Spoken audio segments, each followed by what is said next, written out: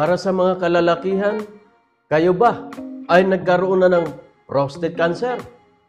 Aba, stage 1, stage 2, stage 3, stage 4, kailangan ninyo gamutin mga kaibigan. Kailangan ninyo agapan. Bakit?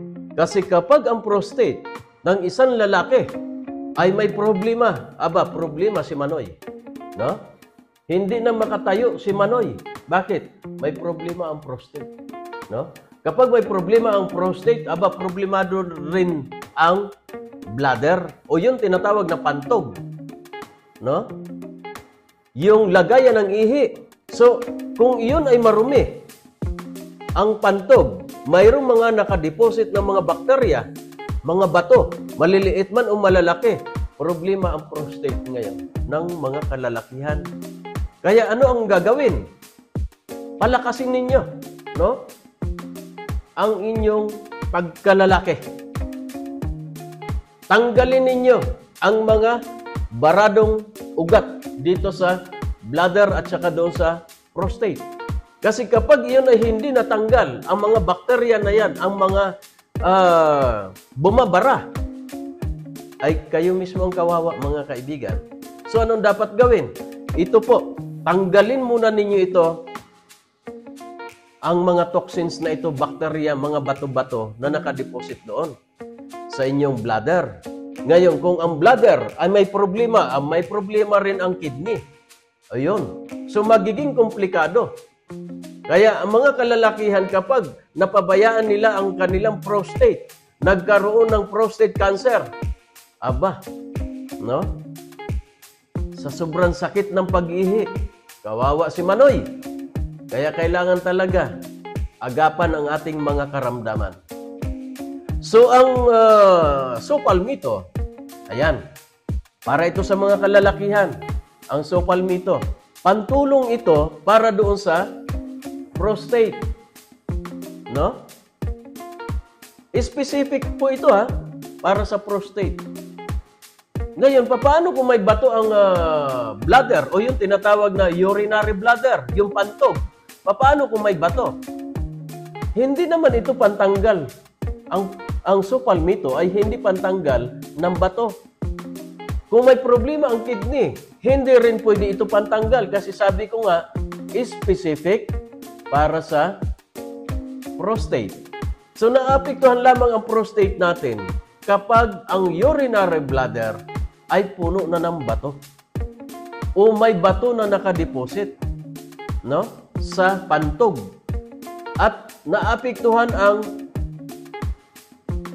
pagkalalaki natin, ang prostate natin, naapektuhan kapag ang kidney may bato na rin. Sasakit ang likod, sasakit ang balakang, sasakit ang puso, no? Hirap na magtrabaho. Kumusta si Manoy? O di hirap din magtrabaho si Manoy, no? O kaya napakasimple lang. Darating ang panahon, magiging komplikado. Kasi si Manoy hindi na nagtatrabaho. Ang prostate, apektado. Ano ang dapat nating gawin?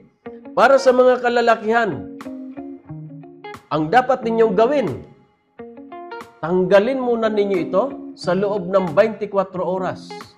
Kapag natanggal na ito sa loob ng 24 oras, sa pamamagitan ng pag-inom nitong power cleanse o detoxifier, ayun, gaganda ang pag-ihi ninyo, lalakas si Manoy, tanggal ang mga bato-bato doon sa kidney at doon sa bladder natin. Gaganda ngayon ang prostate ng lalaki. No? Bakit? Kasi natanggal ang bara, nalinisan ang inyong organ. No? Malinis na ang organ ninyo sa pamamagitan ng pag-inom nito. O di matatanggal ngayon ang tinatawag na prostate cancer. Matatanggal po yun. No? Kaya, gaganda ngayon ang inyong pakiramdam at kalusugan. Saka ninyo ito inumin ngayon ang sopalmito. No? Ayan. Kaya kung umiinom kayo nito at pabalik-balik lang naman ang inyong karamdaman para doon sa mga kalalakihan, pabalik-balik lang, Pabalik-balik lang sa ospital, pabalik-balik sa inyong mga paggamutan, pabalik-balik ang sakit ng inyong prostate. Naubusan na kayo ng budget? Naubusan na kayo ng lakas? No?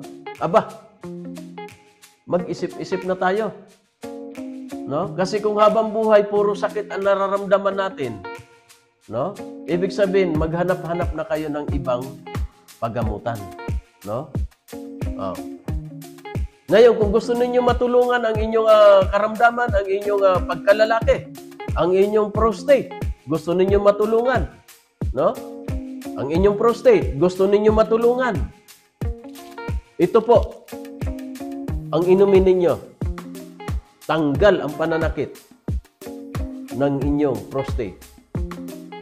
Wash out ang mga bato. Wash out ang mga toxins, bacteria sa loob ng 24 oras. Kung gusto ninyo mag-order nito, mayroon tayo. Matatagpuan lamang ninyo ito sa Rollins Natural Health and Wellness Center.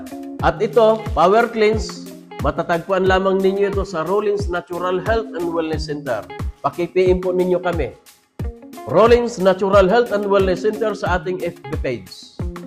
Ngayon, kung gusto ninyo sumadya sa aming mga wellness center, mayroon tayong wellness center dito sa Baguio City. Sa Golden Court Building, 2nd floor, Magsaysay Avenue, Baguio City.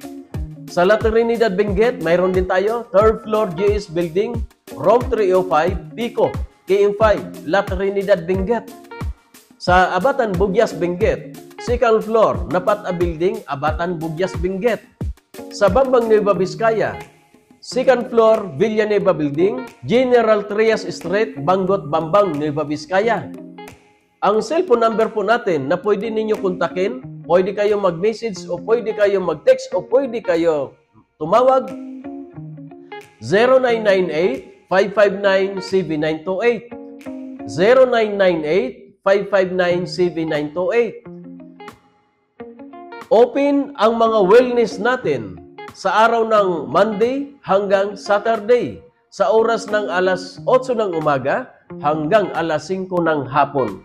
Kaya mga kaibigan, para doon sa mayroong mga prostate cancer, hanapin po ninyo ito, mabisa po ito. Lilinisan muna natin ang inyong organ.